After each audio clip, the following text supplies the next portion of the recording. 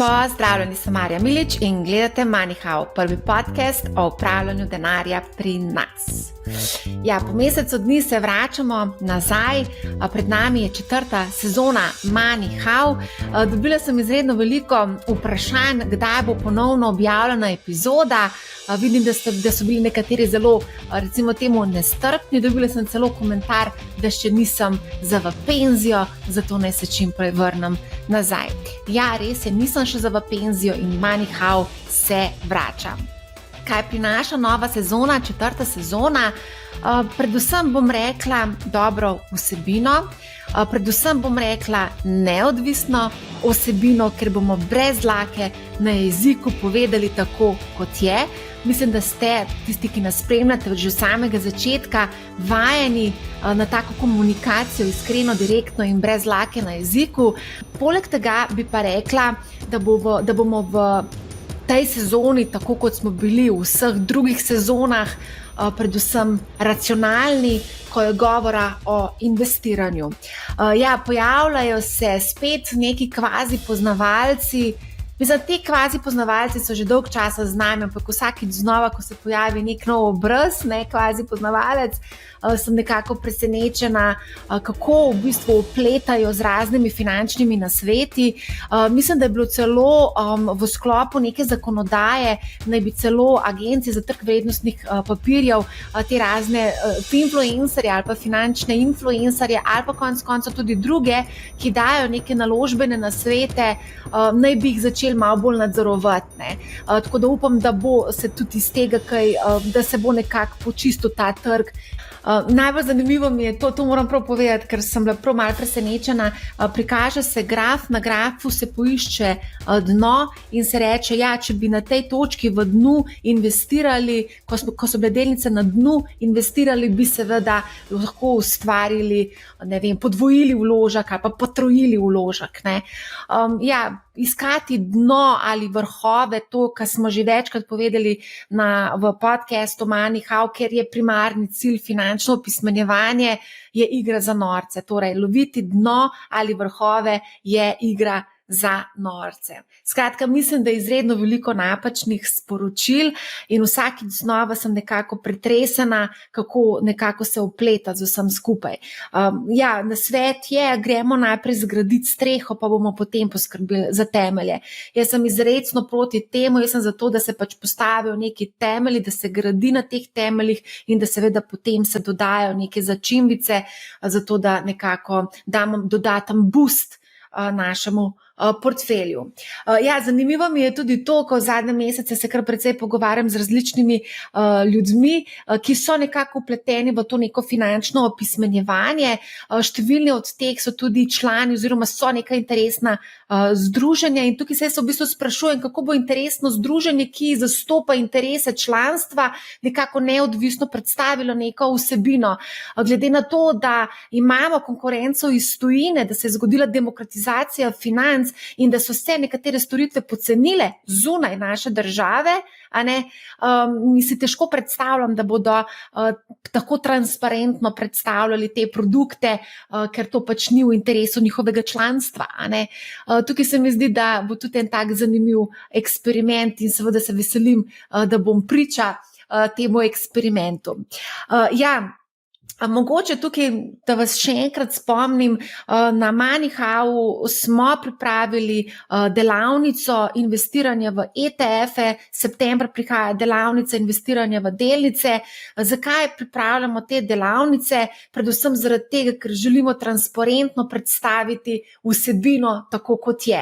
Na delavnice, recimo delavnice o ETF-ih oziroma investiranju v sklade, boste dobili tako pogled v sklade, ki kotirajo na borzi in pa seveda tudi sklade, ki jih kupujemo preko družb za upravljanje, tukaj naših slovenskih družb za upravljanje, popolnoma transparentno, z vsemi stroški vred, z vsemi rezultati vred predstavimo. Pa ne samo to, vsak, ki želi nekako vstopiti na ta trg, pa ne zna vstopiti na ta trg, smo pripravili seveda tudi nekako korake, kako se lotiti tega investiranja, se pravi, kako odpreti trgovalni račun. Natančno navodila so za odpiranje trgovalnega računa na Interactive Broker, Brokers. Morate vedeti, da je tudi Interactive Brokers precej znižal provizije in stroške, tako da tudi z tega vidika je v bistvu lahko zelo konkurenčen v primerjavi seveda z našimi brokerji tu v Sloveniji. Hkrati je prišel nov broker na trg od oktobra lani, je na našem trgu, Trade Republic. Pripravila sem detaljno vprašanja, vse to, kar vi sprašujete mene in seveda tudi mene zanima kot investitorja, sem pripravila za predstavnike Trade Republic. Epizoda je posneta in bo objavljena v delavnici za investiranje v ETF-e in pa potem tudi v delavnici za investiranje v delnice. Odgovarjamo na vsa tista vprašanja, ki najbolj tarejo ljudi. Investiranje v ETF-e je v bistvu kar taka delavnica, samo sekunda, da jo odprem. Bomo majčkeno šli čez, kaj bi vam želela povedati vezano na to delavnico. Mogoče pač predvsem to, da, kot rečeno, je potrebno postaviti neke temelje in potem začeti graditi na teh temeljih. Tukaj govorimo tudi o varčevalnih ciljih. Jaz bi tukaj mogoče rada povedala to, kar dostikrat srednješolcem predstavim oziroma povem, kaj so v bistvu varčevalni cilji. Varčevanje ni nič drugega kot potrošnja v prihodnosti, pač ne boš danes potrošil, ampak boš čez 10 let ali pa 20 let ali pa čez 40 let. Kako zdaj postaviti te cilje? Podobno kot si postavljamo cilje za počitnice, se pravi, govorim o raznih varčevalnih destinacijah. Vsi vemo, kam želimo iti na počitnice. Torej, vemo, koliko denarja moramo dati na stran, zato da bomo na počitnicah uživali. In podobna logika velja tudi pri investiranju oziroma varčevanju za naše varčevalne cilje. Jaz vse spodbujam, da investirate oziroma varčujte za pokojnino, varčujte za zdravstvene stroške, ki bojo zelo boleči, brutalni, ko bomo prišli v tista leta in bomo potrebovali v bistvu nek servis zdravstveni, po domače povedano. Novi kolki, novi zobje, to stane več kot 10.000 evrov, tako da imejte tudi to v mislih. Govori se o cel kup nekih dodatnih dajatvah, ki jih bomo plačevali, ampak plačujemo tudi za našo pokojnino, pa ne vemo, kakšna bo naša pokojnina, ko se bomo upokojevali. Varčujte za pokojnino, postavite si varčevalne cilje oziroma destinacije in razmišljajte o svoji prihodnosti. To se mi zdi, da je en tak ključen nasvet, ki ga želimo v bistvu dati. Seveda, ko postavimo naše temelje, ko točno vemo, da imamo močne temelje, začnemo potem lahko s temi začimbicami in te začimbice so ponavadi delnice ali pa kakšne druge naložbe, marsikdo investira tudi v kriptovalute in pa seveda tudi v druge naložbe. Mogoče bi tukaj rada izpostavila predvsem to, zakaj delamo to delavnico za investiranje v delnice. Primarno zaradi tega, ker je bilo izredno veliko vprašanj na to temo. Bomo pripravili seveda tudi druge, ker je zelo veliko vprašanj, ampak zdaj jeseni prihaja delavnica investiranje v delnice. Tukaj bomo seveda spoznali, ne želim, da zdaj gremo takoj na to predavanje, zdaj bomo pa mi samo investirali v delnice, še vedno pač pravim, nek temelj more biti investiranje v ETF oziroma v neke razpršene košarice, da vam da tisto nekako varnostno blazino, če se seveda zlom trg, recimo pri delnici, če investiramo samo v eno delnico, če se ta sesuje za, ne vem, 30, 40, 50%, je veliko bolj boleče, kot če imamo nek razpršeno košarico, ker te padci niso tako mogoče brutalni, ker se nekako razdeli ta upad.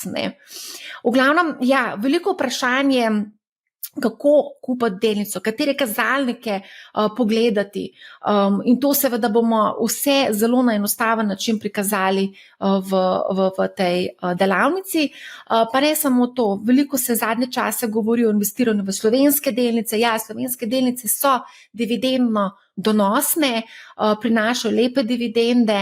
Slovenska borza je seveda tudi ena izmed najbolj donosnih borz, če gremo gledati na svetu, ampak seveda ta borza nosi tudi nekatera tveganja in se mi zdi prav, da se izpostavijo ta tveganja. Seveda investirati v slovenske delnice ali v tuje delnice, to je eno tako vprašanje, ki se ga bomo dotaknili tudi v tej delavnici. Mogoče sam tako za informacijo informacijo, ne vem, jaz, ko sem začela prvič investirati, sem investirala najprej v slovenske delnice, takrat so bili mogoče malce drugačni časi, tudi malo ni bilo tako dostopen ta trg, kot je danes. Tako da ja, začel se je z nekimi temi delnicami, lahko pa rečem, da danes slovenske delnice predstavljajo zelo majhen odstotek mojega celotnega portfelja.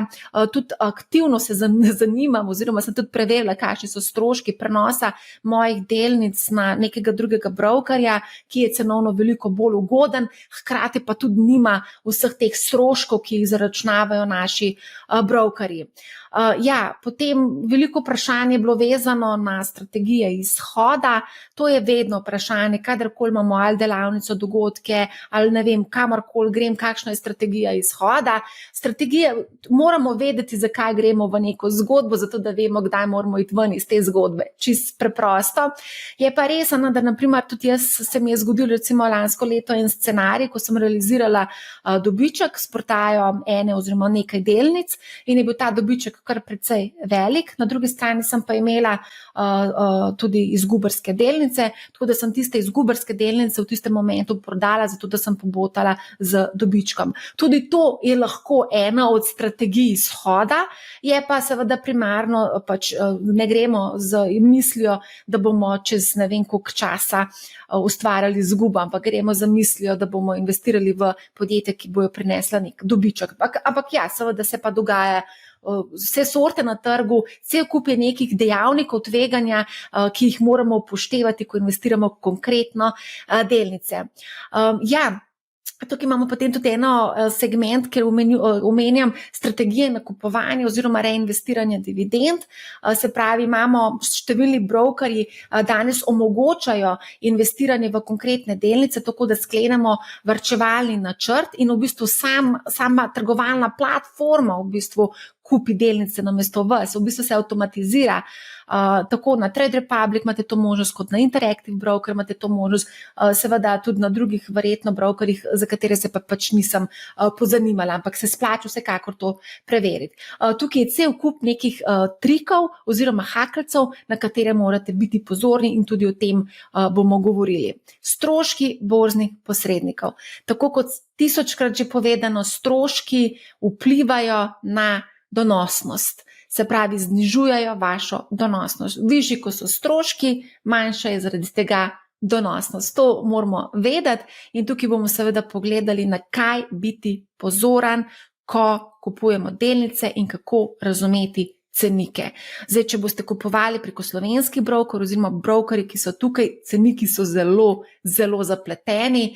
Če boste kupovali preko kakšnih drugih brokerjev, malo bolj poenostavljenih, bolj za tiste amaterske trgovalce oziroma investitorje, so pa tudi bolj poenostavljeni in v bistvu bolj user-friendly, po domače povedano. Znotraj vseh teh platform imate številne te neke namige oziroma napovedi analitiko ali pa priporočila analitikov za nakup, prodajo ali držanje. Tukaj moramo predvsem razumeti, kaj vse to pomeni. Nekaj o tem sem celo pisala, mislim, da na LinkedInu, skratka, in tudi na blogu money-how.si, tako da dajte si to pogledati. Ja, pomembno pa tudi, ko govorimo o investiranju v delnice, da imamo vedno v mislih celoten naš portfelj oziroma celo premoženje moramo imeti v mislih, zato da v bistvu nekako imamo zaokroženo celoto, da imamo nek pregled nad tem, kakšen je naš portfelj in kam gremo s tem. Davki so ključna stvar, ko govorimo o investiranju. Tukaj vsakič, ko slišim, da bo nekdo ekstra obdavčil kapitalske dobičke, me kar malce stisne pri srcu, tako da tudi to je ena taka zelo zanimiva zgodba, kjer bomo se tudi pogovarjali z davčnimi strokovnjaki na tem delavnici. Mogoče tudi to številni sprašujete, ker te trgovalne platforme, tako Interactive Brokers kot seveda tudi Trade Republic, ponujajo obresti na neinvestiran denar. Kaj so zdaj te obresti? Kako je treba plačati davek? A je treba plačati davek? Lahko vam že zdaj povem, da ja, davke na obresti, ki jih dobite preko trgovalnih platform, je treba plačati in sicer 25% davki so tukaj. Marsikdo bo tukaj špekuliral in bo rekel, ja, kako bo pa FURS vedel, koliko obresti sem jaz dobil. Obresti sem jaz dobil od nekega Trade Republica ali pa Interactive Brokers.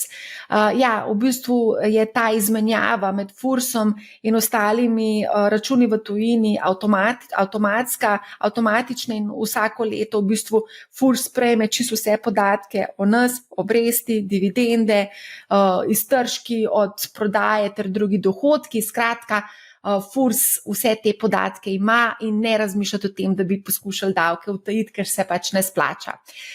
Skratka, potem imam tukaj tudi naveden AI nadgradnja, to pomeni, da bomo mogoče malo vprašali se, kako lahko uporabimo umetno inteligenco pri upravljanju našega portfelja ali pa v bistvu pri generiranju nekih idej.